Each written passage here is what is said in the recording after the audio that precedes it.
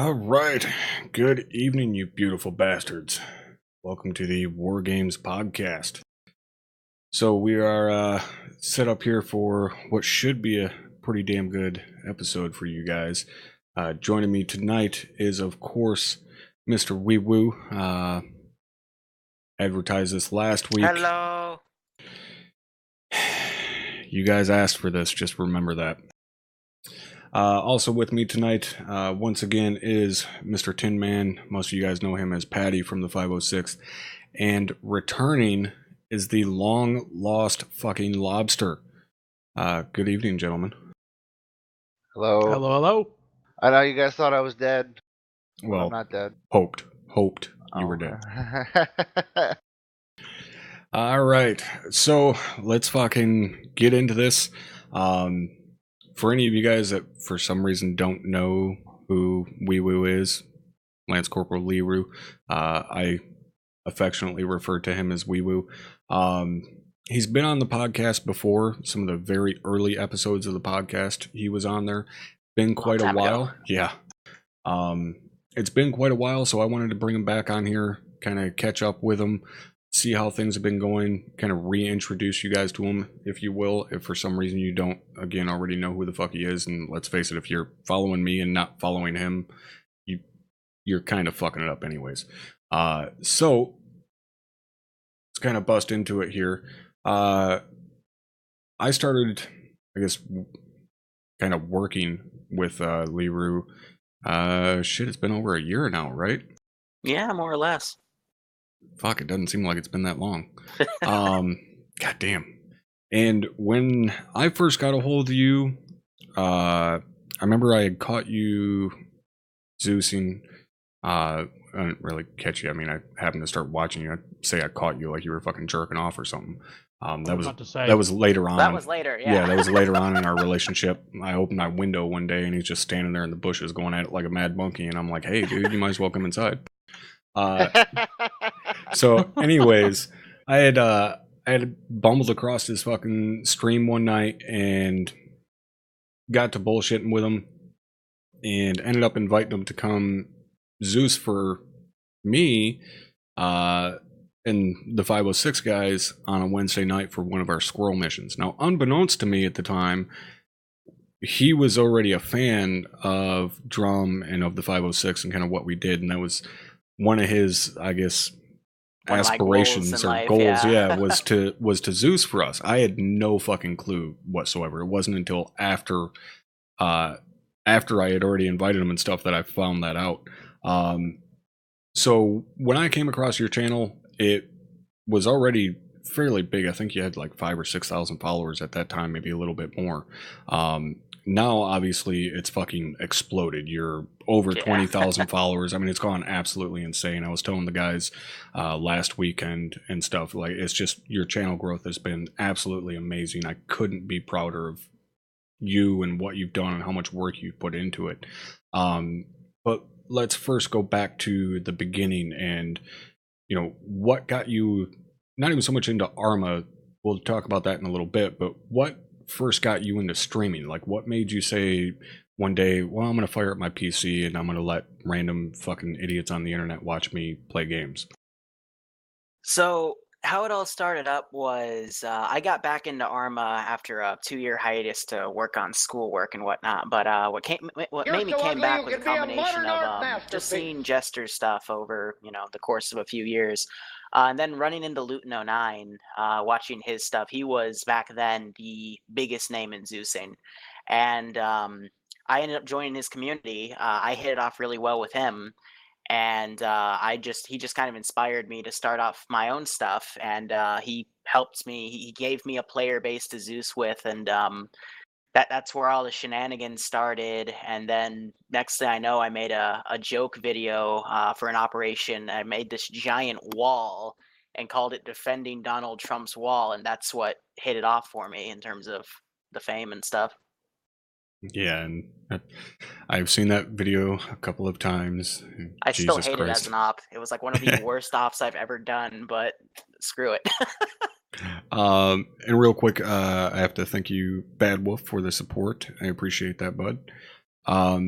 So your story is honestly very similar to mine in terms of how you got started. I mean, mine's kind of the exact same, only replace looting with drum. You know, it was pretty much the exact same thing. Me and him kind of hit it off, and we're playing together and stuff. And I started doing my own streaming and stuff because of watching him do his. So you originally started with Luton's community. You know, we've discussed kind of how that went and so on. I'm not really going to get into that too much. But I don't think he's not streaming ArmA anymore, is he? He doesn't do ArmA anymore. Yeah, I was going to say, because I hadn't seen him do any ArmA in fuck, I don't know how long. So you eventually split off from Luton's community and started doing your own thing, and now you're with TSB, which most everybody knows. But how did that happen? How did you end up getting with TSB and find that community and so on and so forth? So I got to go back to the whole Luton thing, but he ended up leaving. This was all when we were part of one of his old groups called VG, Veritas Gamers. He ended up leaving that and taking about 20% of the player base with him, leaving me with about 80%. And we stayed with VG for a few months. We had some run-ins with their administrative staff on how we wanted to run things, and they were being a bit invasive. So one of my administrators, Auntie Static, probably our oldest player, she said that she used to run with a Battlefield 4 group called TSB, and they had all the logistics for TeamSpeak, a website, in play, and we could just move there and basically do what we wanted. And she was an administrator over there, so we just decided to make the move. We brought everyone over and then set up shop. We were given TeamSpeak perms and just I just started there, and we've been there for at least I think a year and a half by now, at least a year. But just all segued from there, and we've been there ever since. Right on. So I mean, it's not necessarily built from the ground up, but I mean, it is. You had, you know, a decent player base to start with, but still, what it is today, it's been built. You've been there from the start, pretty much, of where all of that came from. Yeah, for the ArmA, in terms of that, then yeah. Right. Okay. So what is it? Why did Zeusing attract you so much more so than, like, for guys like me that prefer to play on the ground? Like, what is it about Zeusing that you're just like, yeah, I want to do that more than I want to shoot stuff? That's a very good question that I even ask myself at times. I can't get down to the core of what attracts me to it. It's just, when I started off playing video games, I started with a game called Homeworld, the original 1999 3D RTS. I absolutely love that game. Occasionally, some people play the original version with me. We get on some sort of program like Hamachi so we can play local area network, and I absolutely love micromanaging stuff. I'm a huge fan of Dungeons and Dragons. I haven't been able to dungeon master yet, but I have played in multiple campaigns, and I love kind of picking apart stories and just living as a character through that. Zeusing attracts me because I kind of like having that god point of view of just watching a player base do objectives and making fun scenarios for everyone. It's kind of like that entertainer role. And I just kind of like watch how player bases handle different objectives. And something that fascinates me is I've given a player base the same objective, like I think 5 times back when I was doing training ops. And they did it a different way every single different time. And some ways were effective and some weren't. And then we debrief and say, you know, what worked and what didn't. And I just kind of like watching them improve to be able to throw harder and harder stuff at them. And then there's also some times where I just say, fuck it, and throw everything I can at them just to see how much they can take. Right. But look, I always figured, you know, after getting to know you and so on, I always, you know, kind of assume that it was the storytelling aspect of it, because you are a storyteller. You know, whether you're fucking writing books or making movies or whatever, you're a storyteller. I mean, that's what you do in the medium of ArmA, and that's what you've done the entire time that I've known you. Because there is always a backstory for every single little part of any mission that you're doing. And it doesn't matter how crazy or off the wall it is, there's a story there. And I figured that's, you know, more so than a lot of things, while the kid freaks out in the background.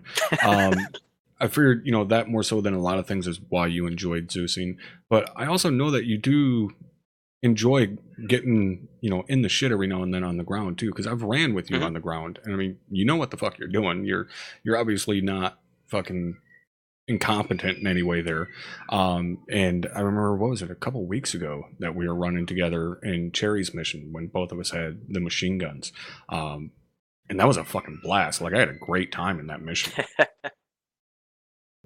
So when it comes to Zeusing, obviously you do tons of different campaigns and mission types and so on and so forth. But one thing that I'm interested in is, you know, you had kind of mentioned it with giving guys the same mission or the same objective and them doing it, each doing it different ways. And I see that all the time with, you know, my OSUT classes. Every day 4 is the exact same objective. And it's generally approached the same way because, you know, I have the same person running the squad, but it always plays out differently. And that's why, you know, when guys ask us, well, how do you not get tired of ArmA? And it's like, because it's always the same thing. And it's like, well, it's never the same thing. I've never had one mission that's the exact same every single time. Never. But for you, I mean, you do way more missions than what I do, because you guys can, you know, you'll do multiple missions on the same day sometimes, even though I've been, you know, doing this for almost 4 years now with the 506. We can't do that many missions.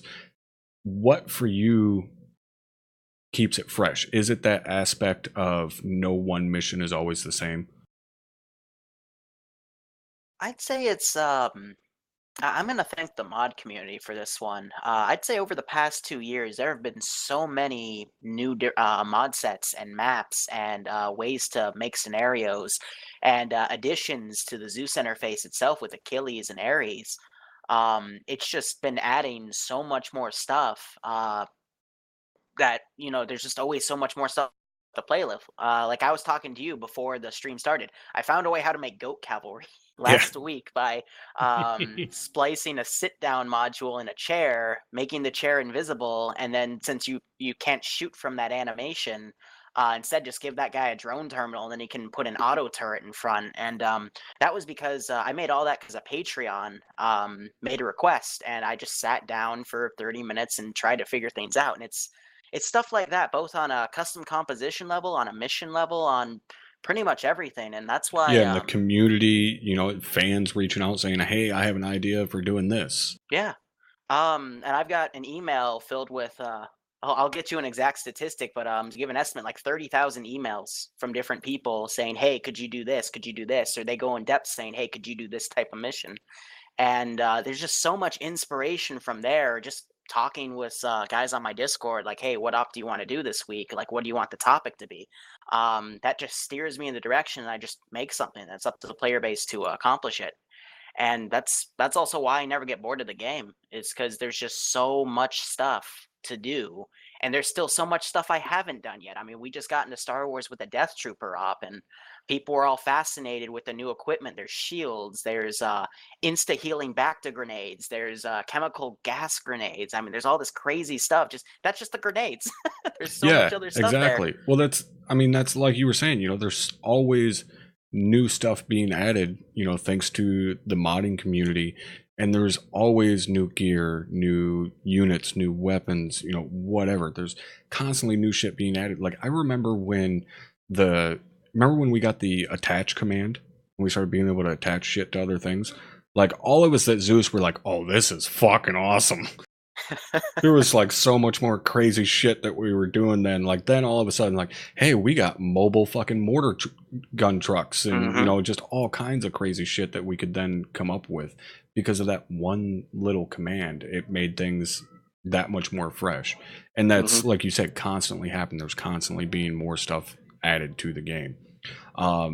So my next question then is, with all of the different style of operations that you've Zeused and, you know, taken part in yourself and so on, what's your favorite kind of mission to do? Like, do you prefer to do defensive operations? Well, I guess I'll break this into two parts. One is Zeus and one is being on the ground in it. Do you prefer, Zeus-wise, do you prefer like defensive operations where, you know, you're attacking them with waves of forces, or do you prefer them assaulting an objective or doing a raid on an objective? Like, what do you really like Zeusing? So my opinion always changes on this, but I think currently my favorite thing to do is to get into some context. Right now, I'm doing a Cold War campaign on the map Panthera, but it's got 3 different groups of players that play on it. So the first stop on Saturdays is my highest rated players can get together. They'll go to a meeting site, talk with insurgents as the CIA, and they'll pick from a pool of missions to do where I give them intel. And right for this weekend, it's going to be a choice of like 5 different missions based on the events that happened the previous week with the Soviet operations. And in my opinion, that's my favorite to do, just in terms of that whole campaign, because everyone's actions affect something that can change the course of the scenario. So the 5 missions they have is it's a general pool of 3 different missions they can do that'll affect tomorrow's mission for my tier 2s. But they've got 2 additional missions to do because they captured a guy last week and extracted him, and in doing so, they united 2 of the insurgent sects together. And so they get a bonus mission to act on the intel from the guy they stole, and they have a 5th mission to do because another guy got captured last week, and they could go extract him, and there's more positive effects that could happen for them.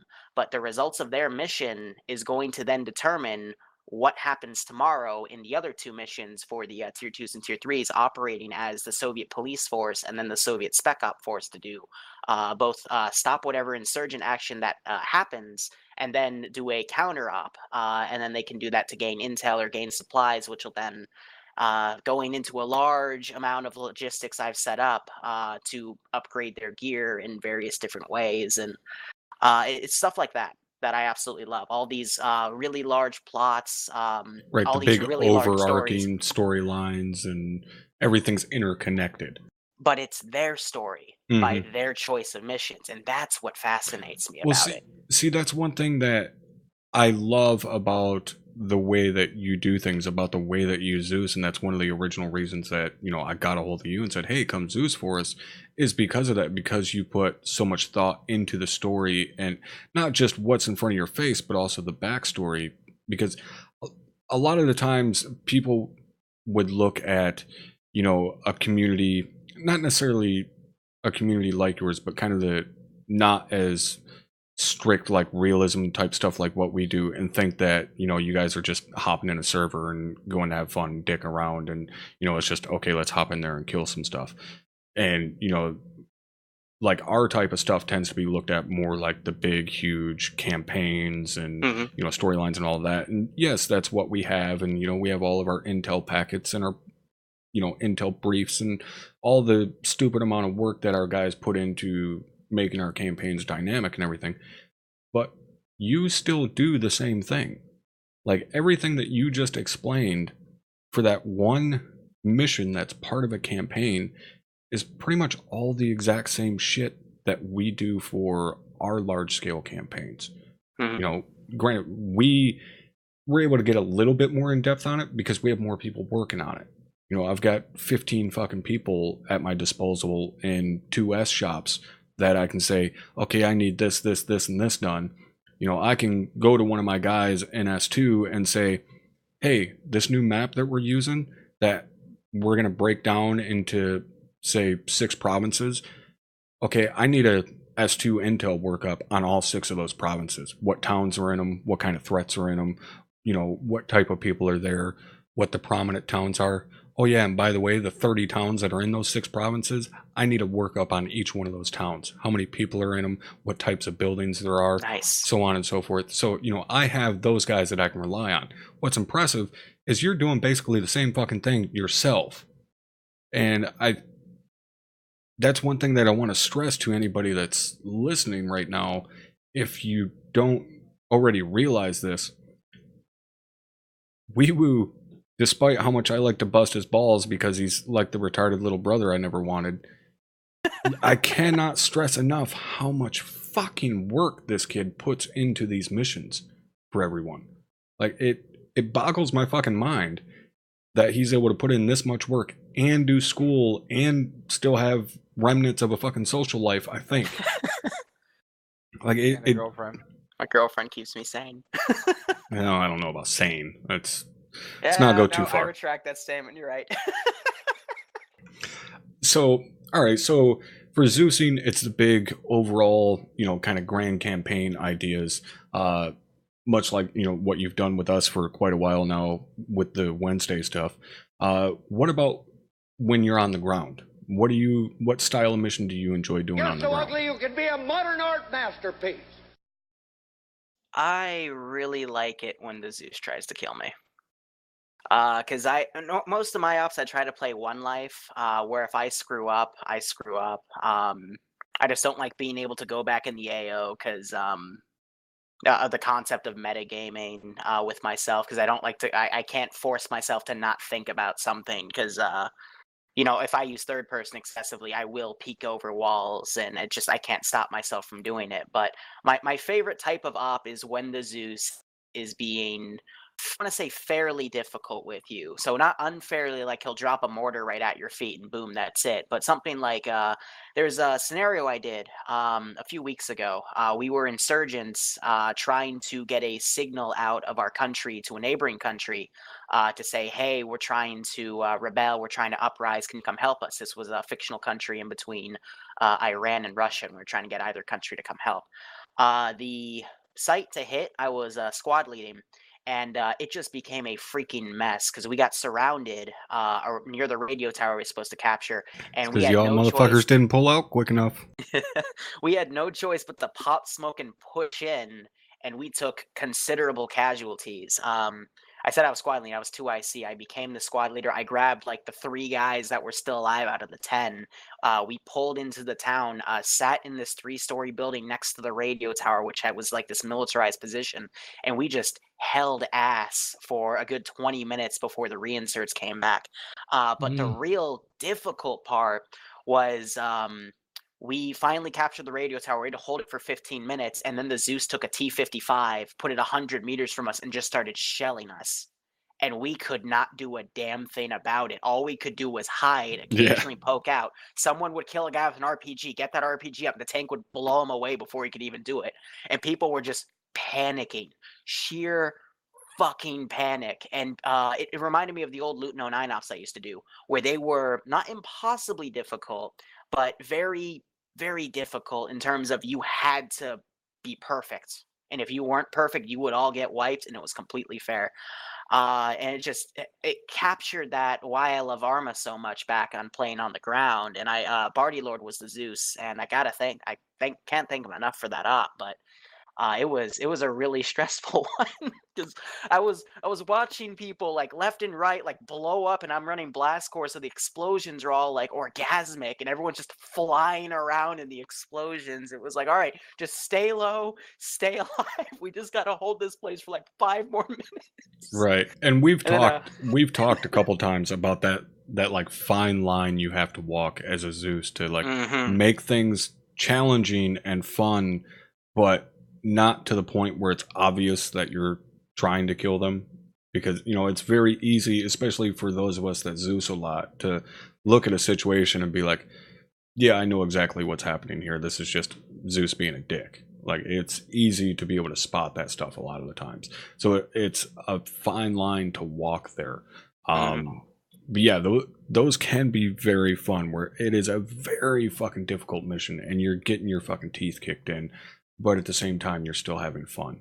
I know myself, as you're probably aware, Zeusing so many times, I really enjoy doing raids, where it's get in there and get the fuck out.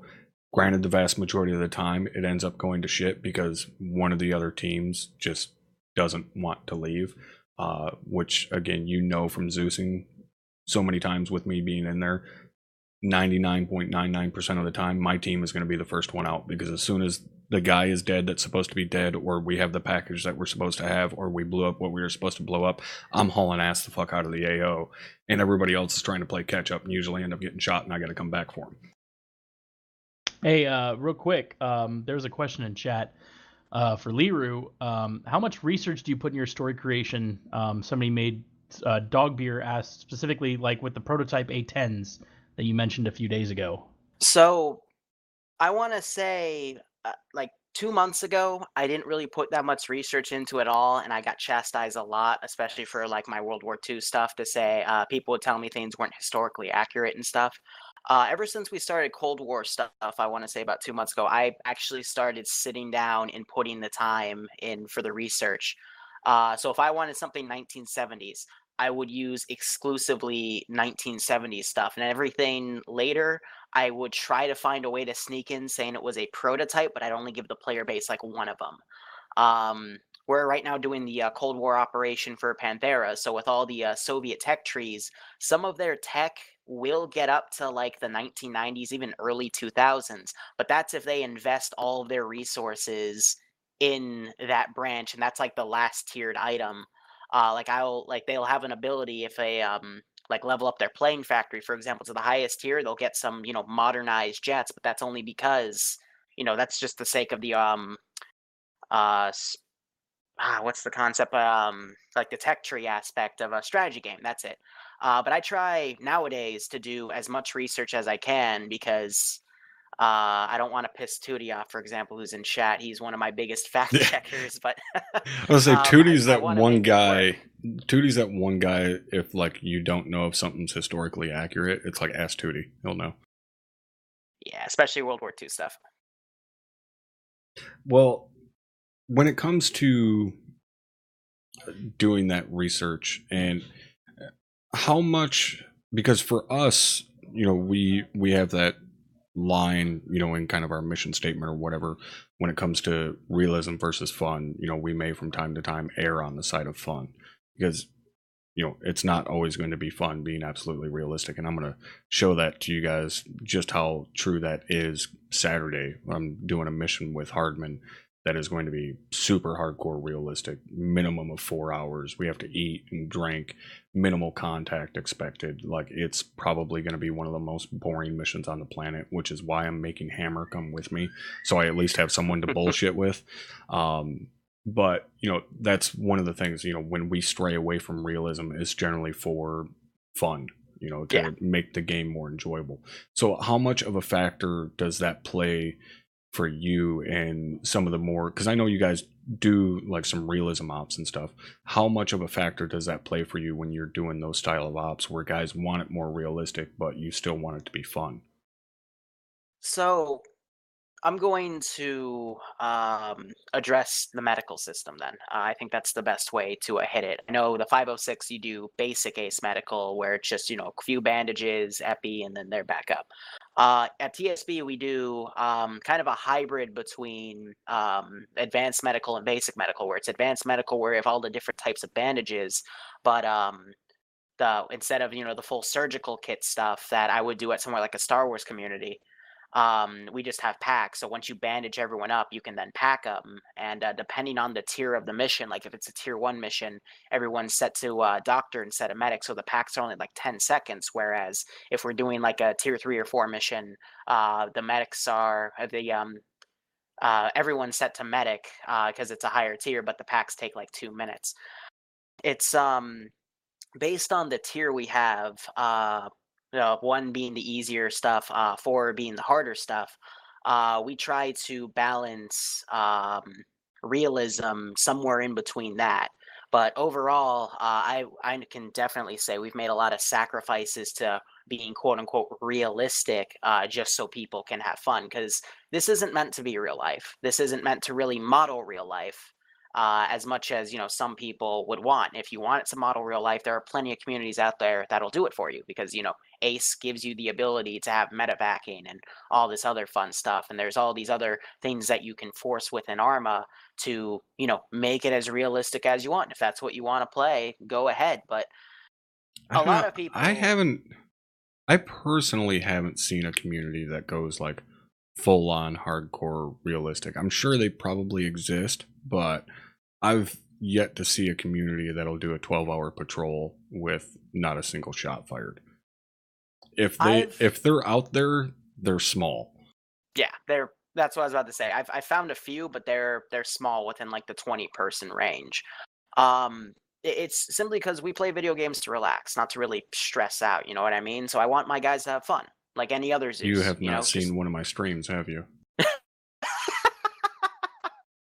But I see where Liru's coming from, though. You play the game to relax, but you play it in this fashion because you enjoy this, like the mil sim or the realism of that game. And ArmA is one of those games where it's almost, I mean, for me at least, it's impossible for me to play ArmA any other way now than milsim. Oh yeah, I there's no way I would be able to do, like, even I've never been on a public server, but the horror stories that I've heard from public servers and stuff, I know that if like that was my introduction to ArmA, I would not still be playing ArmA. Yeah. Like I immediately went to a realism unit when I started playing ArmA, and I did that for a couple of months before I realized they were retarded 19-year-old kids that didn't know anything about the military, and then I ended up joining up here. And this is the only style of ArmA that I've ever played. So yeah, there's no way that I could go do something, less serious, I guess, if you will. Not even necessarily less serious, less what's the word I'm looking for? Less, no, not even casual. Less, I guess, dedicated. Like that's the one thing that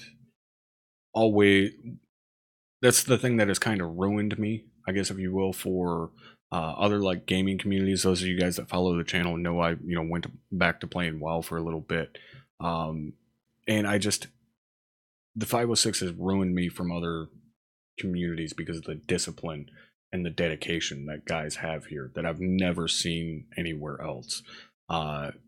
So I can't go somewhere else and find the same thing.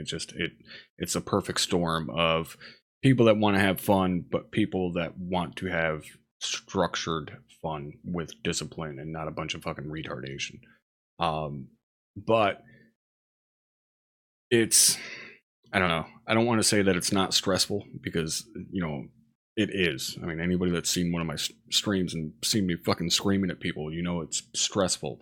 But it's still enjoyable. It makes no goddamn sense. Like, I've had many nights where I get done playing and I just have a screaming fucking headache from all the bullshit. But it's, for whatever reason, it's still fucking enjoyable. I don't know. I can't explain it. So when it comes to all of these, just again, I can't stress the like variation of missions that Liru does. Where we already know, kind of, you have suggestions come in from fans and stuff like that. You had alluded to the ridiculous amount of emails that you have, but how do you decide like what you're going to do? If you have 30,000 plus emails and plus people in your Discord giving you ideas all the time and people in chat during streams giving ideas and stuff, what for you kind of catches your eye? Like when you get all of these ideas and stuff, what makes one stand out to you and say, yeah, I want to Zeus that mission for my community? I would say it's probably the monkey in my brain just randomly, like we throw all of the ideas out and it'll just pick one, and that's the idea I will focus on through my 3-hour business lecture, 3-hour cybersecurity lecture, and I'll just what's the word? Like obsess over it. And I'll just, literally, I'll open up my notebook. I'll start writing a bunch of things down. I remember when we first got into armor platoon ops, we did a handful of those. I spent, I think, a good hour and a half in one of my classes just drawing out all of the symbols and looking up all this context for armor stuff. And it's just, I obsess over it. Like, I don't know how else to really say it. Just something will come out at me and I'll just start thinking about it, and the ideas will multiply. And next thing I know, I'm writing something down, or I'm on my computer setting things up. And honestly, that's just how it's always been, since I have such a large pool of ideas. Or, I'll reach out in my Discord and say, hey, what do you guys want to play? And then we'll, get a think tank going, and I'll be making the op as we speak about it on the fly. It just happens. And that's another thing about my Zeusing. I want to say 30 to 50% of what happens in the ops on average is complete improv. Like the moment of, like, if the player base does something that I didn't suspect, I'll improv something in. Or if they start talking to a random civilian in a town, I'll remote control him, but with the switch unit, so I can hear them locally through TeamSpeak.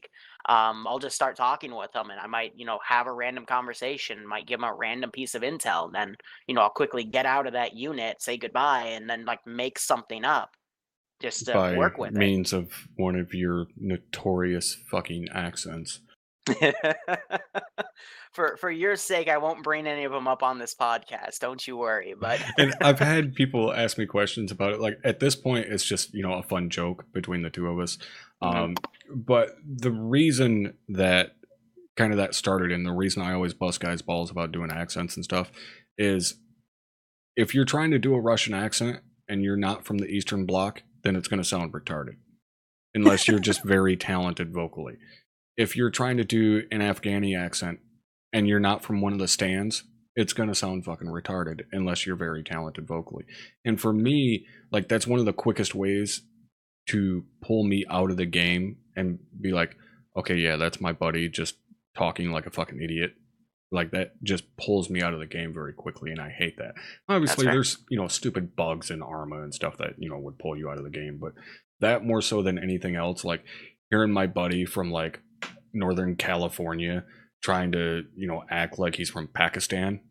Just okay, dude, sure. It annoys the shit out of me.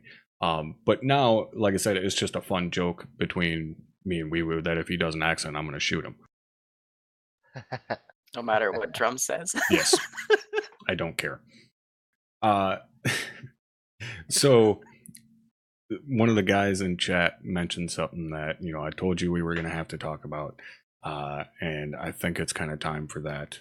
As there's, multiple things that your channel is kind of known for. Oh, God. Including the weird weeaboo fucking shit. But probably more so than just about anything else, you have a bit of a mascot, if you will, on the channel of Weewoo. Where in the fuck did the goat thing start?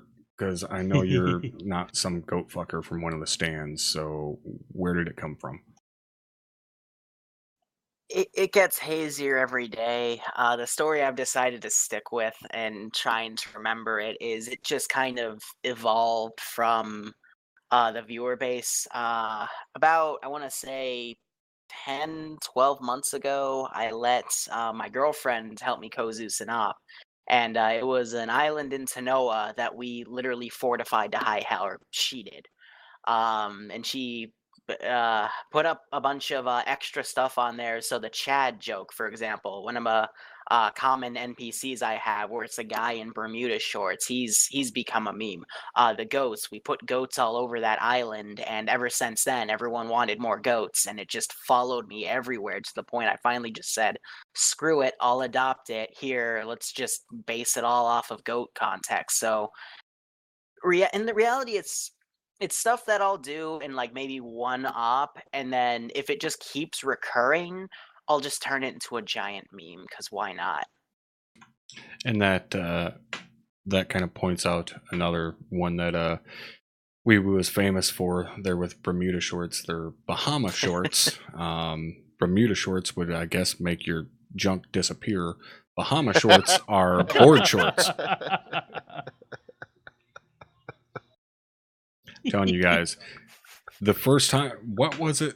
The one night I remember you telling me that you couldn't pronounce. It was Browning or some stupid shit like that. Oh, the Browning. I called it Boeing or something. Yeah, something like that. Because I remember we were busting your balls about not being able to say Fallschirmjäger. And then you were like, well, I can't even say Bowning or whatever the fuck it was you said. And I was just like, are you sure you're in college? Like 100% sure? Are you positive it's not some Nigerian prince stealing your money right now? Because whatever it is, they ain't fucking doing it right. So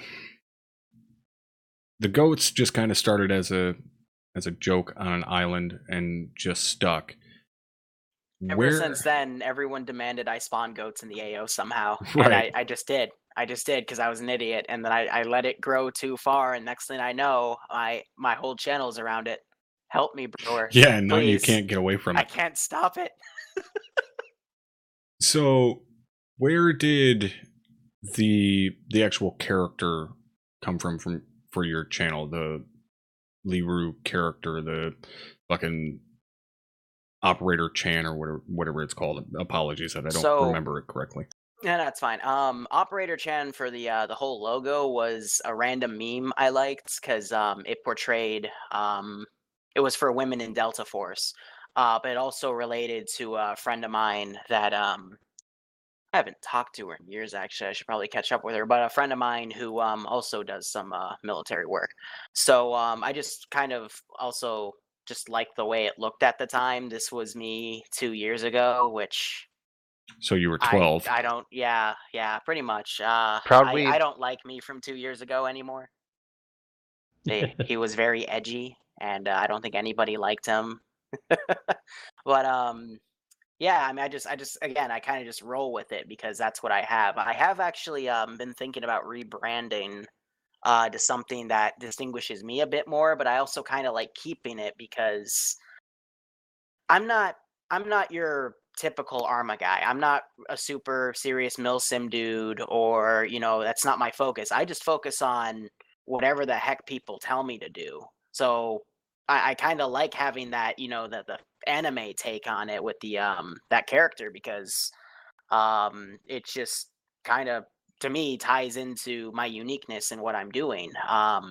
Because when I started watching ArmA content, it was drum, it was dyslexia, it was all these like semi-serious or pretty serious milsim guys. And I just kind of right, and that's the thing that kind of sets you apart, and what honestly makes me really happy about how your channel has done and like the growth that you've seen is, typically an ArmA streamer is going to be someone that's more serious, unless it's fucking ArmA Life or whatever that shit is. But generally it is going to be someone that's more serious, someone that has a military background, stuff like that, where you're not. You kind of run against the grain from everyone else, and it's obviously popular. I mean, your channel shows that it's popular. And that's something that makes me happy that, there's room within the ArmA community for everything. Like anyone can hop in and do it. If you just have an appreciation for semi-realistic shooters, you can do it. Like that's all it requires. You don't have to have a military background to be able to do this shit. Yes, and that was convenient that Operator Chan popped up on the screen as we were talking about it. It was there was fucking something creepy. On that note that I noticed that you do, and I laughed the first time I saw it. Watching your pilots when you're in Zeus mode, you have that stupid Batman meme on as an icon for your pilots when they're flying around. Bill. Yep. Dude, I saw it the first time and I died laughing. I'm like, dude, it's fucking bad. I showed my buddy because we were watching together, and I was like, "Did you see that? Did Batman just flash across the screen?" Aaron has it right. You're an ArmA hooker. Oh, that's great. You're a bit of a slut. I go to a lot of communities and do a lot of work, so yeah, I don't go against that statement. Yeah, you don't discriminate at all. So that's one thing that I guess I should have asked you about earlier when we first kind of started talking about it. But when you started Zeusing, and we had talked about earlier that it was one of your goals to come and Zeus for us. We never really talked about it because it was just kind of, all right, yeah, we're doing this now. But what was it like for you? Because again, I had no idea that that's that was one of your goals, was to come Zeus for the 506. Like, what was it like for you, for somebody from the 506 to just like randomly reach out to you like, hey dude, why don't you come fucking Zeus for us sometime, having no idea that that's what you wanted to do? Before I pieced it all together, I've had a policy for the past 2 years or so, ever since I started doing this, where if I have the time and the capability and someone asks me to jump in for Zeus work or something, I do it. Simply because I like to see what happens. And that's, Yeah, because like you said, like nowadays, you've Zeused with a lot of communities. Yeah. Like nowadays I Zeus with TSB. I do our bi-weekly Wednesday thing. I just started doing something with a Warhammer 40K group. That's going to be a bi-weekly thing on the weekends, and I'm doing a lot of work with a Star Sim unit called the 212. So that's 4 different communities I'm actively doing stuff with, and then if I have the time and I don't have to do too much to grab a new mod set, there's also some small groups that occasionally reach out to me, and I tried to work for them if I can. But yeah, I mean, I just like doing Zeus work. It's really it. And I just like meeting new people, seeing how things go. And it's just like my mindset there was cool, a new job. Then I found out Jester was it dawned on me that you were working with Drum, and I'm like, oh shit, this has to be perfect. Shit. What's the best thing I can do right now? And that's how I came up with that whole concept of, hit the that op was an ambush op. You ambushed a convoy, you sabotaged vehicles, you then let the vehicles get recaptured, took them to a Tanoan. Yeah, it was on Tanoa. You let them take it to that northern dock depot, and then just deaded the charges at the right time and blew everything up. I mean, to me, that was like one of the best op concepts I'd come up with in a while. But nowadays, I just try to Zeus for whatever, and hopefully it'll all work out. It's alright, he's still in constant fear that he's going to be fired. Yeah, no, you have no idea. At this point, when I Zeus, I'm just like, yeah, you get what you get, motherfucker. Deal with it. Like, I don't fucking care anymore. I have been fucking doing this shit for almost 4 years. Suck a dick. So when it comes to building these missions, I know you spend a lot of time working on templates and stuff like that. How long would you say, on average, it takes you to build a mission like the one we're sitting here watching right now? How long would it take you to set something like this up, build the template, and then get all the units in there and so on and so forth? So I have a meme where I told everyone I spend 40 hours of testing on stuff. That was clearly a lie, but it's always come to haunt me. But I'd say on average, like a fresh template with units and building stuff. If I don't outsource any of the work, which I often do nowadays, especially for like unit loadouts and stuff, I want to say 2 hours. I do have to point out, like, I know it's a joke with the testing thing. It doesn't matter how much time you spend testing. It's still gonna break. Well, no, it won't break until everybody's in the server and you're trying to pull it off for real. True. It'll work perfectly fine the 35 times you practice it when it's just yourself in the server or just yourself on the template. The second you put, 40, 50, 60 people in the server and then try and do it, it'll tell you to fuck off and just break. Yeah. Vehicles will start driving off the road. They'll start running into each other, into trees, walls, buildings, whatever. You're like, dude, I tested this convoy 15 fucking times. I knew you were and gonna it talk worked about perfectly the convoy. fine every time. Like the last couple times I've done convoys, it's worked out fine for me. I've finally figured out the good mix of, you can only have one tracked vehicle in a convoy. You have to remote control the lead vehicle driver and set the speed limiter to like 30 kph so they roll nice and slow. Like there's little tricks that to pull off a convoy well, there's little shit that you have to do, otherwise it just won't work. It'll work when you're testing, but the second you put people in the server, no, it'll fuck off. I do have to ask though, because on a technical side, majority of the stuff that I've watched from you, Liru, is near, like, it does very well with frame rates. So I'm just curious, like, do you run stuff off your own system, or do you rent a server and then like have spec'd it out and for shit like that? Just curious because I know the 506 recently went through a massive server upgrade, and we were struggling with some frame rate stuff at the beginning. But what kind of setup do you use for servers? So we have I have a deal with Havoc Hosting, which is a third-party server company. They give me 50% off of 2 servers and a free server, and I just have their affiliate link in all my videos. And through that, I can also make a little bit of extra money to then pay off those other 2 servers. And I have Auntie Static manage that account because she was the one that brought us to TSB, so I thought that was only fair. But yeah, it's been good.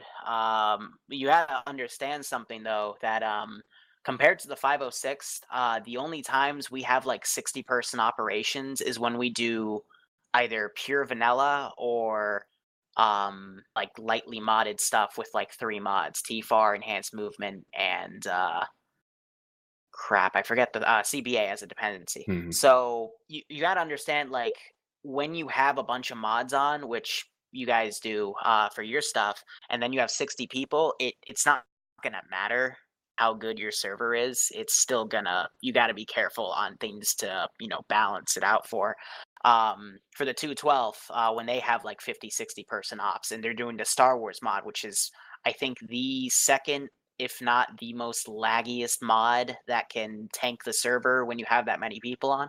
I try to do my ops on super small maps and then like build the actual place where they will be fighting by hand, so the frames, you know, stay Mhm. high.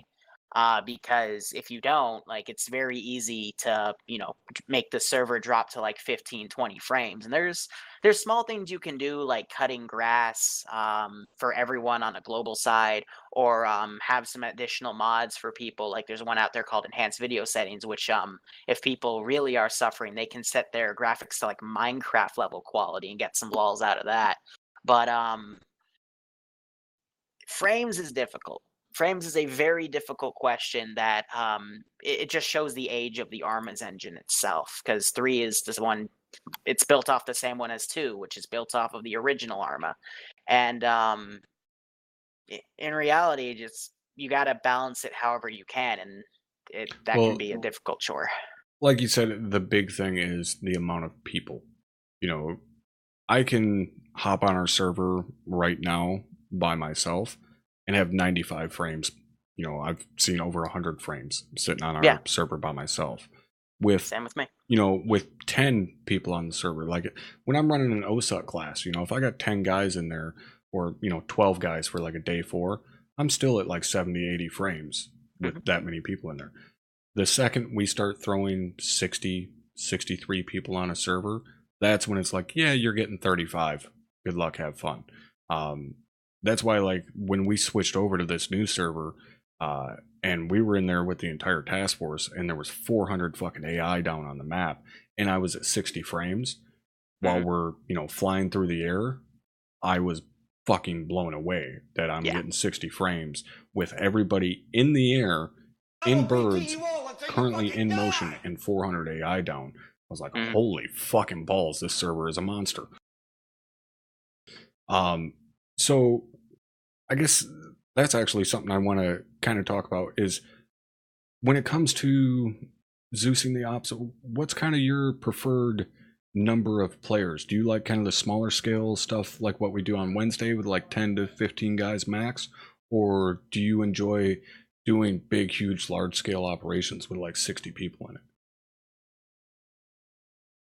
I don't think I can answer that question, because it really depends on my mood, and that's why I do both scale operations and large scale operations. I like it all, and they each have their own pros and cons. Like, for example, the small op, the CIA ops I was talking about, we only have like, you know, 5, 10, maybe 15 dudes, but I have to have like 5 different AOs ready to go, and they're already all set up. You're so ugly you can be if a that's modern their choice art that they want to do, masterpiece. that's you know, it has to be ready to go. But I can have the frames to let all those AOs happen. So while they're, Mhm. deciding when I see which directions they go, I can then start deleting stuff. But I'll have the frames to get away with that. Whereas larger ops, I have to be in a completely different mindset of, okay, so I'm the enemy commander. I've got to, counter them where I can so I have a good time. But I also have to manage the server to make sure, I don't have more than like 50, 60 units down at once. Or, in terms of like squads or AI and stuff, because, past that, server frames can start to tank. But with vanilla, it's a bit easier. My 50 Yeah. to 60 person rule, that's normal with my Star Wars stuff for the 212, because again, that's a laggy ass mod. But it's really just competing with the server. Usually, I know for the 212, I usually have a co-Zeus to say, okay, they're getting through this area, start garrisoning the next area. I'm going to stall them for a few seconds because they're blowing through it. And then, by the time they get through that, next part will be ready. And it's a lot of micromanagement. Whereas, for smaller scale ops, I get to focus a lot more, with the chat or, with the story and just Mhm. watch it and get all those nice little cinematic angles that people like and just go, yeah, my player base just kicked that AO's ass and it feels great. So, Yeah, it's to where when I fucking Zeus, it's like, yeah, you ain't getting cinematic shit. I'm doing a job. You just Exactly. happen to be here to fucking watch. Exactly. So that's one thing that I wanted to talk about is co-Zeus and working with other people. As you know, for us a while back, we added more Zeus operators for each task force for us, so we run 3 Zeus operators per task force, which is an absolute fucking godsend from like a primary Zeus standpoint. When if I'm primary Zeus, all I have to worry about is spawning in units and issuing orders. I don't have to remote control a damn thing, even though I still remote control mortars because I like mortars. But it's the fun job. yeah, I've told guys, like, you thought I was being rough with mortars? I guarantee you right now, I can stop your entire fucking task force with 1 tube. 1. And I will kill all of you. I'm being generous when I drop like 4 guys from a squad. But that's, like I said, that's a godsend for us having 3 Zeus operators. Because when you got 60 people, I mean, you know how quickly 60 people can rip through a fucking AO. Especially if the AI is being especially retarded. So having 2 people there strictly to remote control and increase that difficulty level a little bit without turning the fucking AI into sharpshooters, like, it's absolutely amazing.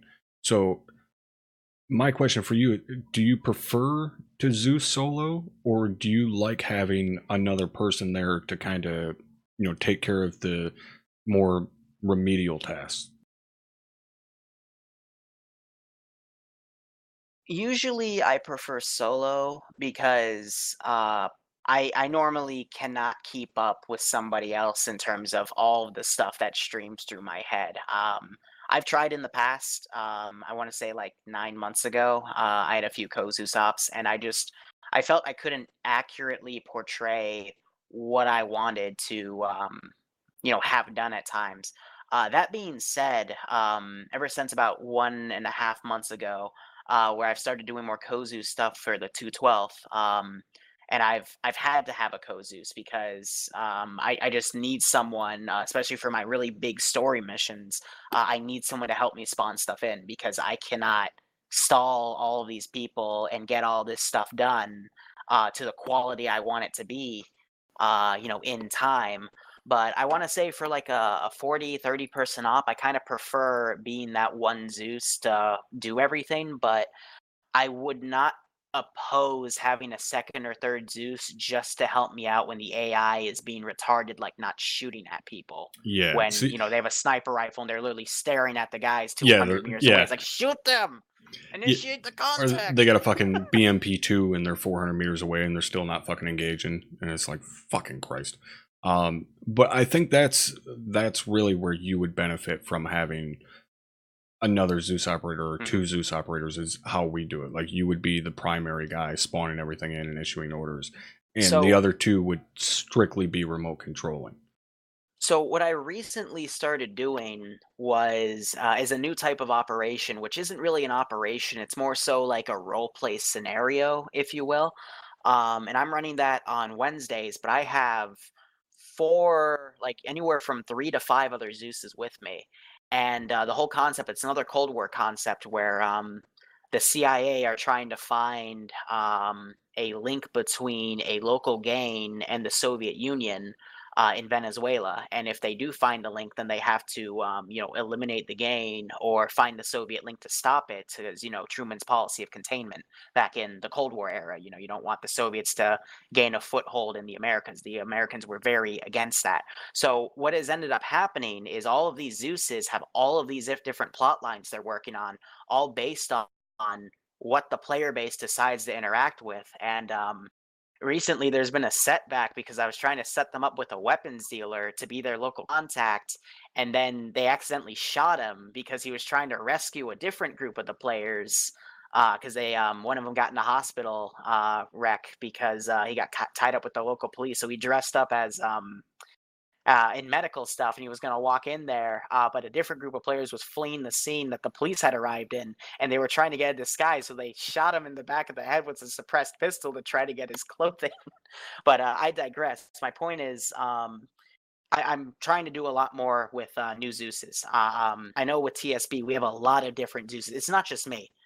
Hell no, it's a lot of different people. Sniper Wolf, Billman, Azariah, and Barty Lord, Falx, like all these different Zeuses, we're actively trying to, make more operations, and I'm hoping in the future we'll start doing some more co-Zeus stuff, and integrating everything. And my whole experiment right now is that Cold War op to see how things go, and so far the player base seems to love it. So I'm hoping moving forward, we can start doing some more co-Zeusing stuff, because it's fun to have a second person on. It's fun to have a mind meld and make things happen. You just got to be careful, because if one Zeus wants to take one thing one way and one Zeus wants to take something a different way, then there's kind of a split. So there'll definitely have to be primary Zeus, as you mentioned, like you as the primary Zeus handles spawning things in and telling the players what to do, and then you have your secondary Zeuses do remote controlling stuff. I think that's a great idea, and I would like to see it done in the future. Hopefully when we get a few more active players in the loop, because something for like 40 to 50 players, that would be a really good place to have 2 Zeuses or something. Right. And that's like the biggest thing for us, having multiple Zeus operators is, when we're Zeusing, every guy that's Zeusing has a backpack radio on them, all set to a frequency. So even when they're remote controlling someone, they can use the long range backpack to talk to guys that are still, that are still in the Zeus interface. So we're able to communicate back and forth. And, like if I'm remote controlling a mortar guy, I have one of the secondary operators out there remote controlling one of the enemies and acting as my spotter, and he's calling my rounds in for me. So it's even more realistic than what a lot of people would realize. Like, yeah, we're actually spotting those rounds and adjusting fire based upon what he's able to see remote controlling one of those guys. And it works out really damn well for us. Now, the other thing when it comes to Zeusing, though, is a lot of people want to do it until they realize how difficult it is and how stressful it is to fucking Zeus. Especially, for me, the large scale operations are much more stressful to Zeus. It's to me, it's a lot more work to Zeus for 60 guys as opposed to 10 guys. Oh, yeah. I like both, but it's a lot more stressful to Zeus for 60 because again, they're just moving so much quicker. I'll take a squad training any day. Yeah, exactly. I'll take a day 4 OSET any day. Yeah, it's so having those 2 extra guys there obviously helps out a ton for that. But when it comes to getting more Zeus operators, like now with myself and Drum in addition, we have 10 active Zeus operators across the entire unit. So for 3 platoons or our 3 task forces that operate, there's 9 Zeus operators, so there'd be 11 counting me and Drum. So there's 9 Zeus operators that make those operations happen. So if I have 9 Zeus operators and one guy has to quit for whatever reason, okay, so I open up applications for it within the unit, and then I get inundated with like 30 fucking messages from PV2 fuckface all the way up to Sergeant First Class dumbass like, hey, I want to be a Zeus operator. And then you have to look at that and be like, okay, out of these people, who do I think is going to understand what our objective is as a Zeus? And that's something that, the two of us have talked about at great length in terms of what our job is as a Zeus operator.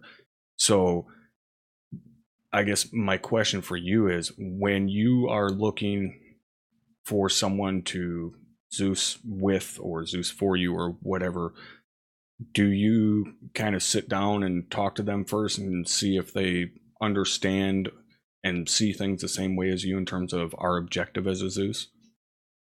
Yeah. And in the times I haven't, it's usually because I either know them already or we're part of the same group where I trust that, they're in their position because they would have a similar mindset to me. How I would do it though in the future is I would sit down and say, hey, here's the general concept of what we're doing. Just make sure the player base has a good time. And if you have any ideas, just let me know about them first so I know what you're doing. Right. But otherwise, go for it. Like I'm very laissez-faire with what I allow people to do. Simply because, again, if you think it'll let the player base have a good time, by all means, that's what we're here for. That is our main job. And there's stuff that I'll never think about that I've seen people, and that's how you learn. Is you see new ways people do things, and that's how I've learned a lot as a Zeus, just by watching random people do stuff. And from there, I've made myself better Zeus. So it's a good learning experience, and usually makes a good op. So I gotta ask, when you're streaming as Zeus, does it ever get to you? Like, does it ever bother you some of the like ridiculous requests and stuff that you'll get sometimes in chat of people just being like, kill them all and shit like that? Because like, I'll get it every great once in a while in my chat, and I tend to call them a fucking retard and then ban them. But obviously, your channel is much bigger. You have your chat is just ridiculous in terms of how many people are in there and talking and so on. So obviously you can't keep up with all of it. Luckily you do have some great mods like Tootie and those guys. But does it ever bother you, like, seeing that in your chat? I would say nowadays, not really. In the beginning, it kind of was, because I would say no, I would explain why, and then someone 5 minutes later that was new would then ask for the same thing. Right. Like, Tootie has an avid banning campaign for the word nuke. Yeah. If anyone mentions the word nuke, he immediately times them out. And I'll explain probably at least 3 to 5 times a week. The reason we can't nuke them isn't because I don't want to, because, everyone's been there. Fucking server will die. Yeah, the server's gonna die, but more importantly, they're broken right now for RHS. The only method of nuking that works out of the 3 I know of for RHS is to script them in for the artillery shells for an artillery unit, which actually in the footage we have for our realism stuff. But I don't want to, because it's ridiculously overpowered, and there's no reason that the player base should have them. But the viewers want to see everyone die. I don't know why. And I'll also explain to them this. Why do you want to insta-kill them? What, if anything, you should be telling me to kill them slowly. Yeah. Like, I love torturing the players here and there. Like, or like literally making them mentally freak out. I'll cite the Stalker op we did, where I threw the Starship Trooper bugs at you, and I forget who it was that screamed when he first saw it. Well, I was laughing my ass off. Yeah, Tosco has screamed twice now in operations, and once was because of the fucking bug, and once was because of the goddamn xenomorph. But I will. Where the hell was I for these ops? Oh, yeah. These are the secret squirrels, but I don't mind, as long as I have the consent of my player base to make them a difficult op. And I've got some sign up ops where, like, we have impossible ops. I literally say it, impossible op, you're not going to pass, but you can certainly try. And we will, like, I will literally torture them in terms of just put them through really difficult scenarios, or even capture people. There was a Cold War op I did a while ago where I captured like 8 dudes and I just flashbang tortured them just because they were they were insurgents, and I was trying to get information on where their ground command was, so I just kept throwing different flash grenades and waking them up. I think that's one thing that people don't quite understand the differences in our communities, because they don't realize for us, technically guys only get to do an operation once every 2 weeks. You know, our official operation for each task force is only every 2 weeks. We don't do operations throughout the week and, you know, multiple operations in a day ever. We've never done multiple operations in the same day. So when, you know, when we're like, yeah, we're not going to just fucking capture guys and have them sit here in the corner of a room for the next hour and a half while the mission's going, or the next 45 minutes until someone's able to get over there and rescue them.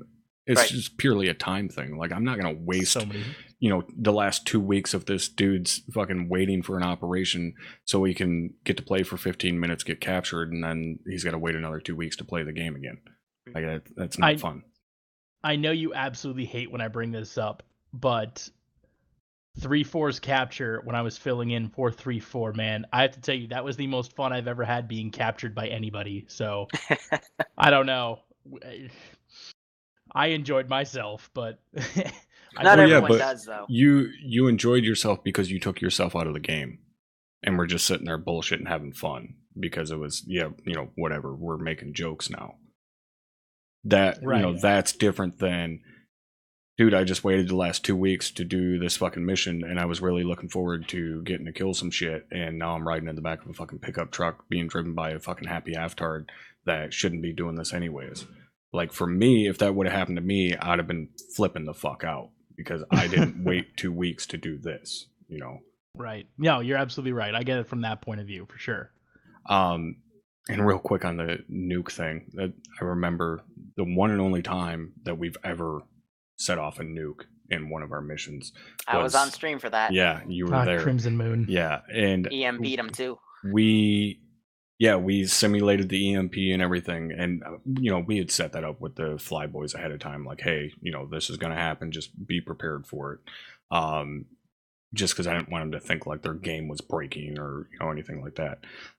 But anyway, we had, you know, talked about that months ahead of time, and the entire campaign was building up to that point. We knew from the very start that that's how we were going to end it. You know, we were looking to that the entire time, and that was just kind of going to be the little, like, here you go, here's something special for you guys.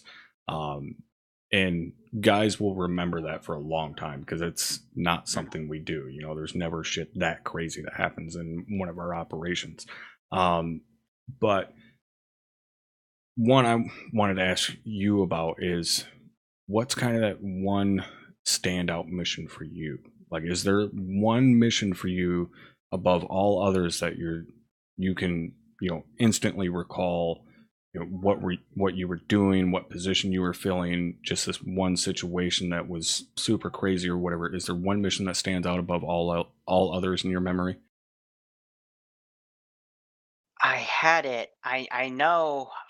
I was thinking about this like a week ago, and God damn it, I can't remember it.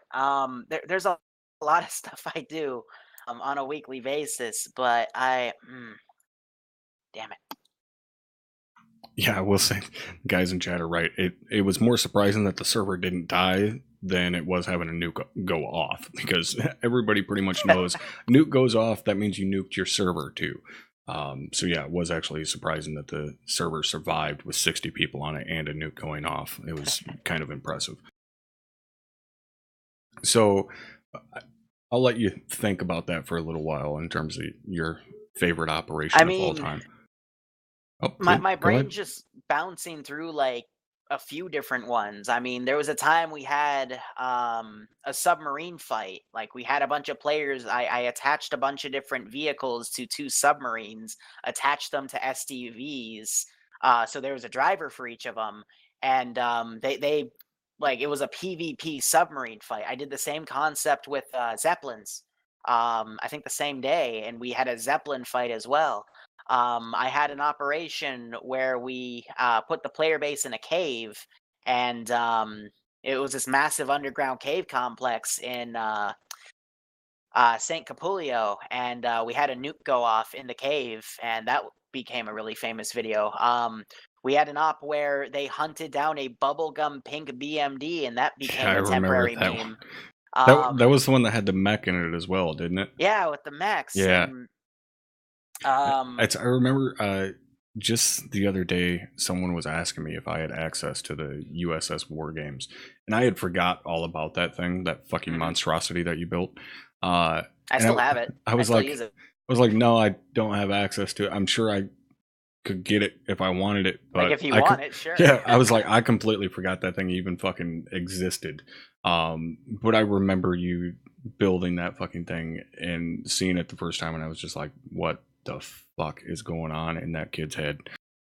But that it also reminded me of the oil rig that you built, which it sucked that the performance was so bad on it because it was that one. Yeah. it was so fucking impressive, man. It was cool as fuck. I would have loved to have been able to go through there, at an acceptable frame rate. But I remember that whole fucking build, that whole mission, and that gigantic oil rig all came from one fucking comment. I don't even remember who said what, but I just remember it was one of the guys on a Wednesday night. We had got done with a mission and they had said something, and you were like, well, that's next week's mission. That's next week's mission. But that whole thing just spawned from that one little comment, and here we are going in via SDV to a fucking oil rig, and like I said, it looked absolutely amazing. Chimera Station, that's what I named it. Yeah, I wish the frames would have worked out because it was so fucking cool to see. So when it comes to doing the different community stuff, like we mentioned earlier, you work with a lot of communities, but predominantly, or I guess you're most well known for doing your stuff with TSB. If for some reason somebody in chat doesn't know at this point who the fuck TSB is, or how you're affiliated with them, and so on, how, if someone was interested in joining TSB and doing some of the style of operations that we've been talking about for the last hour and a half, how would they go about doing that? So all my videos on YouTube, in the description, I've got links to Discord, the website, which through the website or the Discord, you can find the IP and join into that. Also on my Twitch, I've got a join command for Discord and the TeamSpeak IP, everything good to go. You just have to, read or use them. And then from there, I will say it's amazing how difficult that is sometimes for people. Oh god, people can't read, and I've got many stories, like literally from the past 2 weeks, that I can rant on.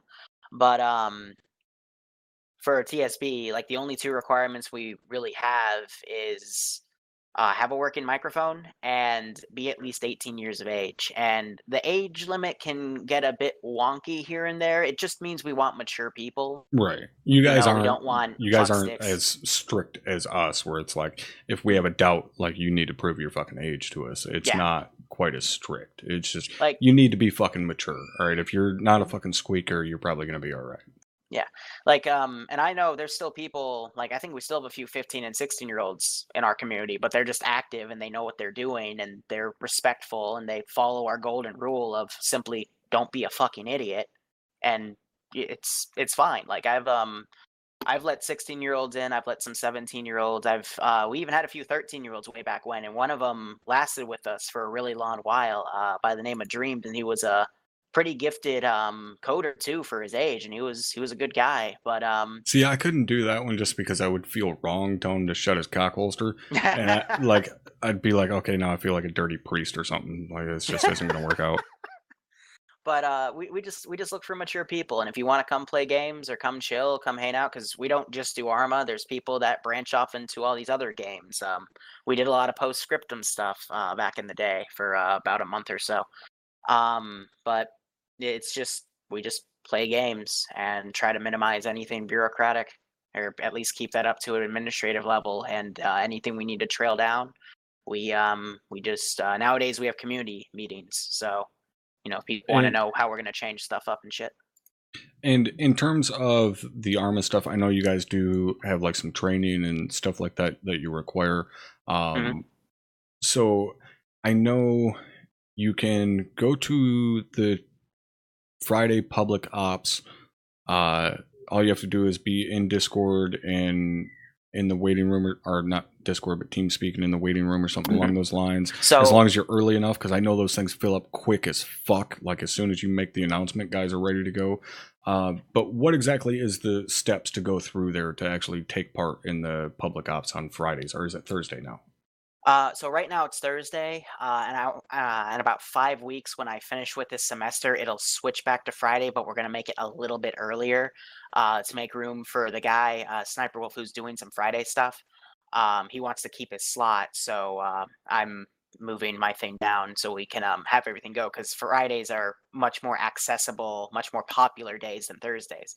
But for people that want to play, every week I put up a video. It greatly varies in the time. Sometimes it's a few hours before 4 o'clock. Sometimes it's at 8 a.m. Once in a blue moon, I put it up the night beforehand. Just depending on how many people showed up to the last stop. So how many people do I want to try to shoot for this op? And I just simply say, all right, here's the 3 mods you need, because we do it modded now with, I think I mentioned this before, CBA, TFAR, and Enhanced Movement. We have a list of optional mods too within the TeamSpeak channel of the operation. But you join in the TeamSpeak, you jump down to the help desk, you're given a T-dash, and if you play through the Friday op, or Thursday op, whichever day we do it, if you play through that op and you make it to debrief, you get your T-dash turned into a T0. And that's the same for any op. If you're a T-dash and you manage to make it to any one of my ops and we allow you in, or I know all the other Zeuses within my community, they don't follow the tier system. So anyone can play their ops regardless. And it's really rare that they set a limit themselves. But anytime, if you're a tier dash, you play it op, you get tier 0. Both of those ranks don't really mean anything. They're just kind of probationary ranks. Or probationary, excuse me, prohibition. That's drinking. But They should probably be probationary too. yeah, they Hide probably the beer. should. But for tier 1, we run usually about like a 2-hour training called basic. It just runs you through the mods, some general stuff like basic marksmanship with ACOG scopes, breaching, clearing, flashing, clearing, stuff like that. How to use cTab, the different formations, what backblast and overpressure are, a medical system. It's just kind of a run through of all the different things you need to know. And I've started doing one once a month. There's a few other people that do it here and there. We used to run those a lot. Nowadays, we don't run them so much because of the problem where you have 20 people that show up to a train and then only like 1 or 2 of them stay like past a month, So yeah, that's Usually- always a fun issue. Usually for me, it's more so, do they stay past the first 2 days? That's kind of which is why at this point, for the last while now, any of you guys that watch my OSA streams, at the end of day 2, I always kind of give them the put up or shut up speech. Like, you now know what you're getting into after your second day of having me as an instructor. So you have 2 options, bitch out and leave, or nut the fuck up and continue your training. And some guys stay, some guys are never seen again, which is fine with me. I would prefer them to quit in the training pipeline after dealing with me, rather than 2 months down the road they just fucking ghost and leave one of the fire teams hanging, and now we have another spot to fill. I would much prefer them to leave during training than after they're already in the unit. I agree with that. So when it comes to... Wait, can I finish? Oh, please, yeah, go ahead. Yeah, because that's if you do that, you get tier 1.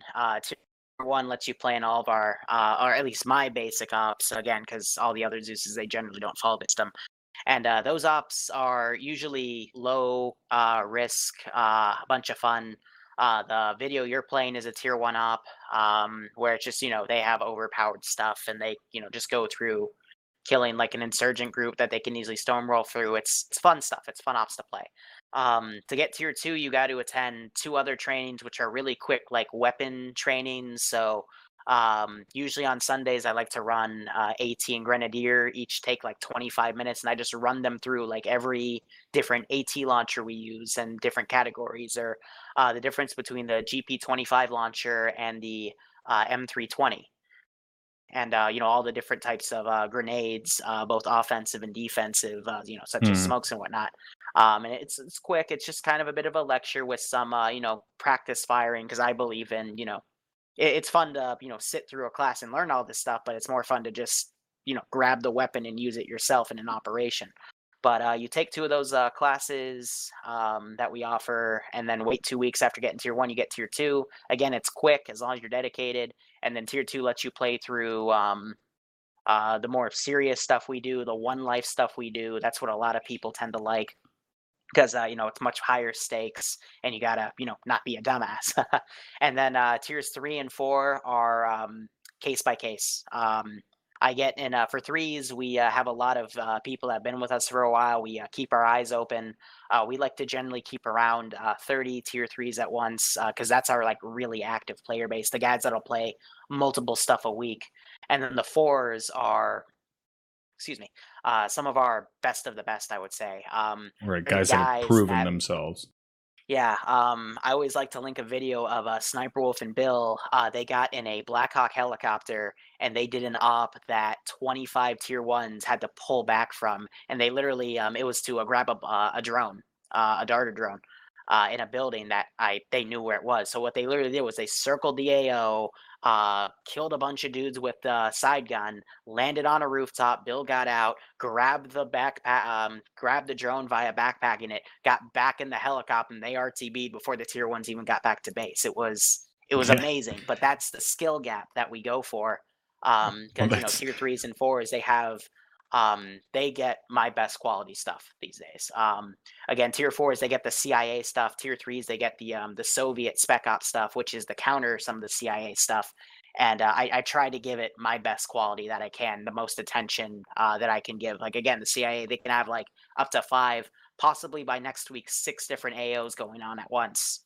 And each one has its own intricacies, and each one I give them a brief on. So it hasn't always been like that. I've been slacking here and there, but I'm trying to redefine it. So, the higher the tier, the better work I try to give you, and the more unique the mission concept is, where you won't be able to get this somewhere else, And then 5s are the trainers, my best of the best, I would say. Some of the best players I've ever met that help me on an administrative level. And they Zeus some of their own stuff. And and they help with the bureaucratic administrative stuff we have to do, such as changing schedules, updating mod sets and servers, and all the stuff no one really wants to do. all the backroom type stuff. Yeah. Yeah, and you'd mentioned the skill gap and having the tier system and stuff like that, and sometimes I don't think guys realize quite so much that there's not necessarily the same thing here within the 506. We don't have different tiers, and your rank isn't tied purely to how you perform tactically. Like, there's more at play there, especially when it comes to moving into higher billets of being a squad leader, platoon HQ element and stuff like that. Your attitude and things like that come into play. But more so what I'm getting at is when you have someone that's done it for a long time. A good example is, I think last week I filled in for a squad training, and there was a point where a bunch of guys were down, like it was just going bad, and everybody had stagnated, which always drives me nuts when people stagnate. And I finally got fed up and just kind of went Rambo mode, even though I shouldn't have. Normally I don't do things like that. Even when I know I can, I don't, because I don't like, if I'm filling in, I like to, let the person lead. I don't observe and let them do their job. Exactly. Yeah. But sometimes my anger gets the better of me, and I just kind of go off, and I went through and just started murdering shit. And then I ran a squad training, like I was leading the squad training last week, and there was one point where I was remote controlling a machine gunner inside the town. So it was me, one guy with a PK versus a rifle squad. And I completely stopped the squad.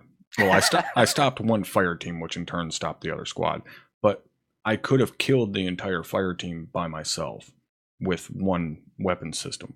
And that's not to like toot my own horn or to say that they were dog shit. It was that skill gap that you were talking about. I have a lot more experience, not only in ArmA, but specifically in CQC than what they have. So, and I was telling the guys on my stream, like, I'm doing this to prove a point, to show these guys that one very skilled fucking person can stop an entire squad inside of a town. And it was fairly fucking simple for me to do it. But the other thing I want to mention real quick is, you were talking about the tier system, and this caused a lot of confusion when we first started working together, because Tier 1 is a nickname for special operations forces within the military community. So operators, Tier 1 operators, the special operations guys. So that's a nickname for SOF, and I would always label my shit Tier 1 operations, whatever, so on and so forth. And guys coming from your community, or viewers coming from your community, would think that we were in your community because I was calling it Tier 1. And I'm like, no, we're not in TSB. Like, Tier 1 is a nickname for SOF. This is a special forces, quote unquote mission. So I'm calling it Tier 1. But yeah, that made me chuckle. Like, when we first started working together, that guys constantly were like, what? How is this a Tier 1 mission? And so on and so forth. Like, no, it's not that kind of fucking Tier 1, damn it. So when it sounds like to me, like, the training that you guys do really isn't that drastically different from, like, say, our OSUT. It's just our OSUT is obviously a little bit more strict and stuff like that, but we kind of pile everything into one required training. Everybody has to go through that 4 days of training. You guys have it spread out a little bit more with multiple trainings, but it's still kind of the same setup. I mean, we do it over 4 days. You guys could do it over 4 days, depending upon when the trainings are ran and so on and so forth. But it's really not, I mean, the shit that you guys are covering is all the exact same shit that we cover in OSUT, really. Mm-hmm. So do you see what's the wording I'm looking for here? Do you see improvements from the player base over time? You would think this is kind of a no-brainer fucking answer, but so you see improvements over time, guys that are doing more and more missions. Do you see them make noticeable improvements as they go through more and more missions? Yeah, definitely. I will admit that we've had a few regressions in the player base, but that's just been more so the cycling of people. My old Tier 2 player base, for example, probably the best player base I will have ever had played for. I would throw hordes of stuff at them because back then, there wasn't that much variability with an ArmA. So I just literally mass units against them, and they would kill everything. And then we'd have a funny meme where as soon as I give them praise, they do something stupid, and I just smack myself in the head going, why did I just praise you? That's how it always fucking works, though. They just kicked an entire AO's ass. I'm like, these guys are the best of the best. There's no way that, they would screw anything up. And then one of them in a captured vehicle accidentally did a right turn, ran over some barbed wire, hit a tank trap, and caused 2 of the guys in front to go unconscious. I'm like, I retract that statement. Yeah, I was going to say, usually about that time is when someone bad frags and like smokes 8 people, and you're like, okay, thanks, dickhead, for making me look like an idiot in front of everybody that's watching right now. Thank you. But the people that have been with me for a while, not even just playing, like in terms of Zeusing, and I'm going to pick on a guy named Barty Lord, who's been with us, I think, for at least a year and a half now. His Zeusing used to be very questionable in terms of how he did stuff, but nowadays, after he's been doing it for like a year, it's it's pretty good. The op I was describing with the T50, and we were all like panicking, going, "What the fuck do we do?" Look at that AT. That was his op, and it was incredible, in my opinion. Everyone I see, people that constantly play through the ops, they learn not just everything, but they learn, what the Zeuses might do depending on which Zeus it is, or which commander, which SL or which guy taking the command role, what they try to do and follow under that. People I do see make improvements. And if all else, I just look back at some of my videos and see where I'm putting the ace difficulty settings. It used to be when I finally established what I wanted to use, the baseline is 90 for general skill, 30 for accuracy, and then 50-50 for weapon handling and spotting. And nowadays, I find myself usually bumping accuracy up by 5 or 10 percentage points, and then spotting and weapon handling up much more. And this is with VCOM AI too. So the AI already have a major boost. Yeah, I really wish we could use it because god damn, it looks good. Yeah, it adds a lot of nice stuff. But like even then, my player base, I would say, has significantly gotten better overall.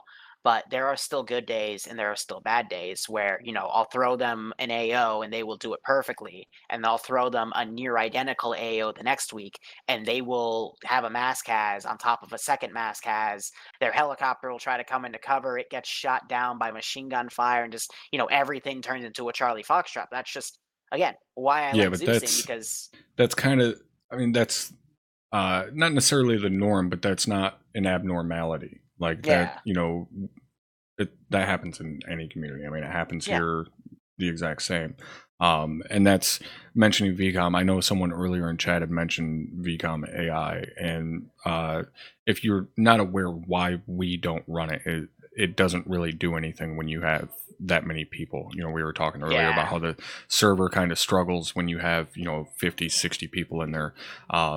AI mods are much the same way. The server doesn't have enough computing power to handle all of those people on the server and increase basically the capabilities of the AI at the same time. So even when you put an AI mod on there, when you put 60 people on the server, they're still full retard. It doesn't have the computing power.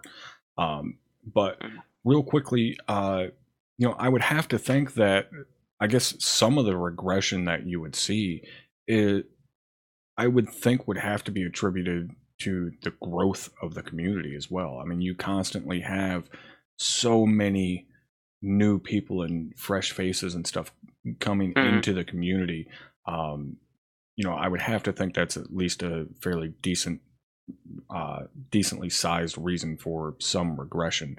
And that's kind of the next thing I wanted to talk about, is just the insane growth that not only that you've been able to see through TSB, but more specifically from your Twitch channel. I mean, like I was saying earlier, when we first started doing shit together, I think you had like maybe 7,000 followers, maybe, at that time, and now it's just fucking gone insane. And I mean, obviously you've gotten partnered since we first started doing shit together, which was great. I remember that night, me and you talking about whether you're going to be able to get partnered, and doing the late streams wasn't working. And I was like, dude, just do like 3 weeks of fucking screaming nothing but ArmA and you're good. And boom, like you were instantly partnered. So did you get the partner party when they partnered you? What partner party? Did they not come into your stream? All the like Twitch admins and shit like that, they didn't come into your stream and... Oh, there's probably way too many people getting partnered at this point to be able to do that kind of stuff. Like that was prominent back in the day, like 6 years ago, but now, yeah, there's way too many people getting partnered every day for that to be able to happen. But I have to ask, I mean, what has that fucking ride been like, man? Because like I said, your channel has just fucking exploded. Not overnight. I mean, it's taken some time, but comparatively to some of the other streamers I know and stuff, like you've just taken off, and it's been great to see. But what's it been like for you? Like, has it just been kind of mind numbing? Like, I don't even know what's going on. It's all a blur right now, or what? I don't know how to address that. I mean, it's been a fun ride, sure, but Uh, I don't know. I've just been kind of doing everything slowly, and all of this has just been happening. And I want to say it's really because I started this all in college. I'm still in college. I've got another uh 3 semesters after this. Though one of them it's only going to be for one class. But like it hasn't been able to hit me because this hasn't been my focus. This has Right, you've been fucking busy. Yeah, it's been a side project that I've been developing in my spare time, and seeing all the growth. It I've been focusing on getting my degree, so all of this going on the side, I think compared to someone who would be trying to do this all, and compared to like having a job and then trying to branch this out into like being their job and to leave their old job to do, and I've seen people do it. I've been in the process, like Luton, for example. He went full time when I was working with him. I don't think I treat it to the same standard simply because I don't know if I'll be doing this full time. I could in 2 years, when I graduate, or in I guess a year and a half now. I could do it full time and get all that done. But I just in terms of how everything's been progressing day by day, I've been excited about it. Sure, like, oh, I just got partnered, or oh, YouTube just went viral on this video, and I'm gaining a bunch of subs, or um, it's one step or another, but it's not. It's the same exact feedback I would give in a day where I would say, "Holy crap, the player base did really well." Like I get more excited if the player base get like aces and op, for example. Like when we started doing our first round of Soviet ops for the new campaign, I was super excited because they did really, really well on them. We had a Star Wars Death Trooper op yesterday, and I got super, super excited because they only had like one casualty out of everything. And these were guys that had no idea how to use the equipment. I gave them a simple brief and I said, here's all the stuff you can use. And I threw dozens of guys at them and they still aced everything. It's just, how do I word this? I don't really care about the YouTube or the Twitch stuff compared to Zeusing. I said it.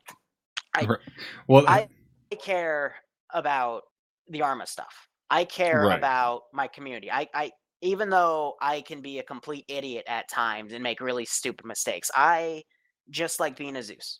I really like watching people go through missions. And I feel bad when people get wiped in missions, and I've been asking them recently, how can I make it better for you? But that's where my passion is.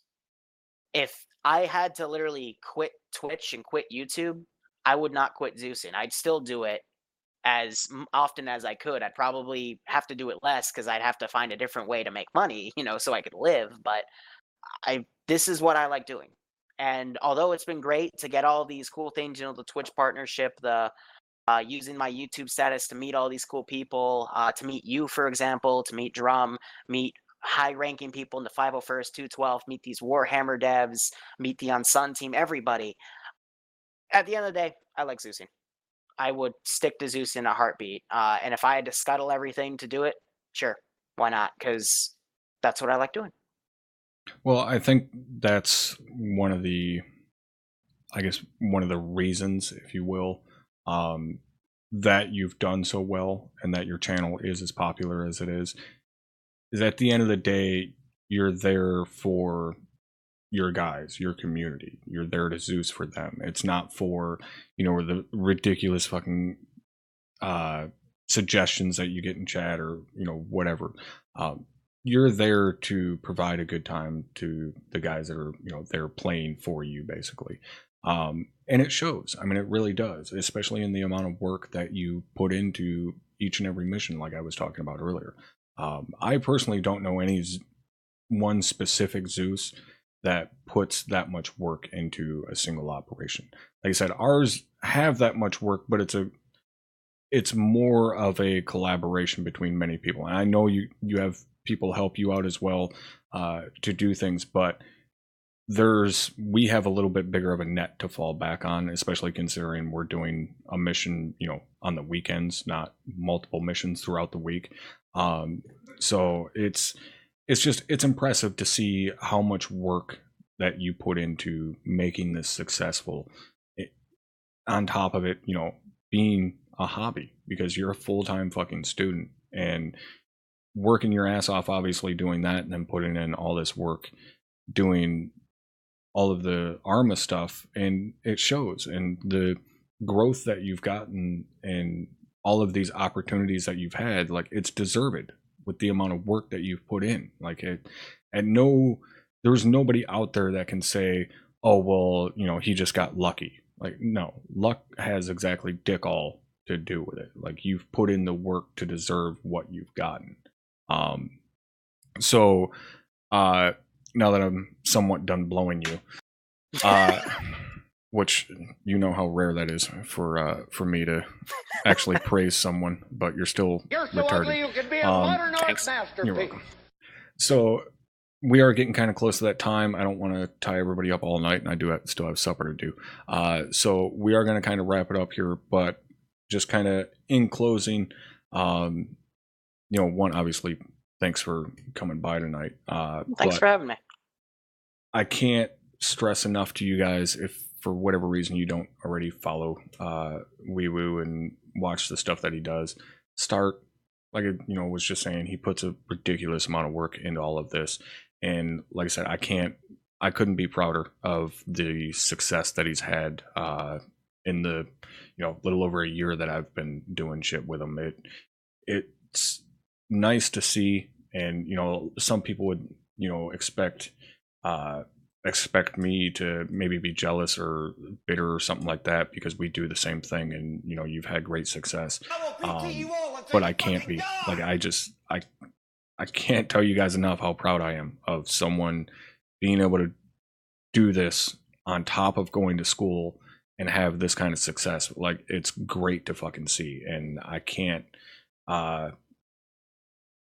wish more success upon you. Like, I can't wait until the day 4 years down the road when you've got 1 million fucking followers on Twitch and you don't even remember my fucking name anymore. TwitchCon 2020.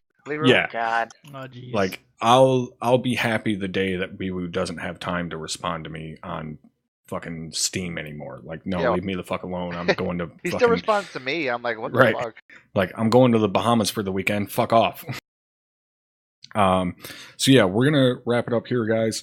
Hopefully you guys enjoyed this one. I had a great time with this. It's been a while since we got to catch up.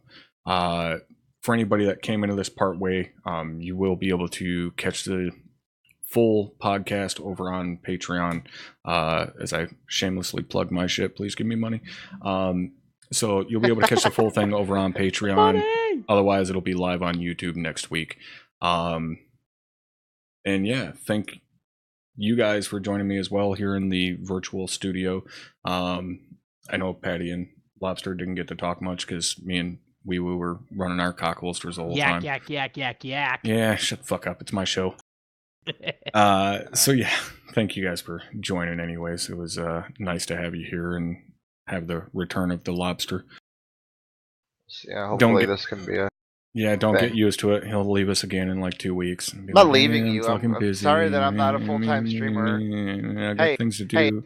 I want my kids to be able to eat and all that stupid shit. If people want to start giving me like hundreds of dollars a week to stream, I'll do it, and I'll quit my job, and I'll be here all the time. But in the meantime... all right, you can leave. Yeah, exactly.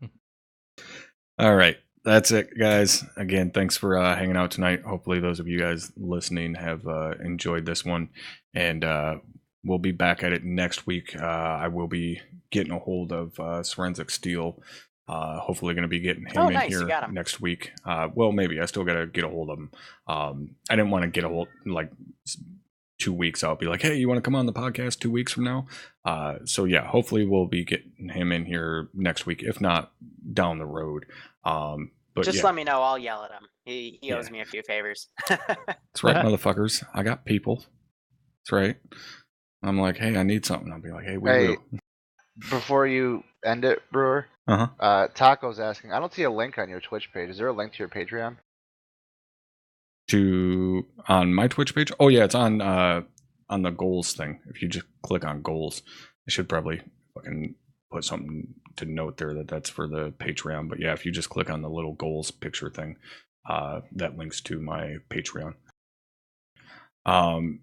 So yeah, again, that's it for tonight, guys, and we'll be back at it with another podcast next Wednesday at 1800. Thank you guys for hanging out, and I will see you beautiful bastards later.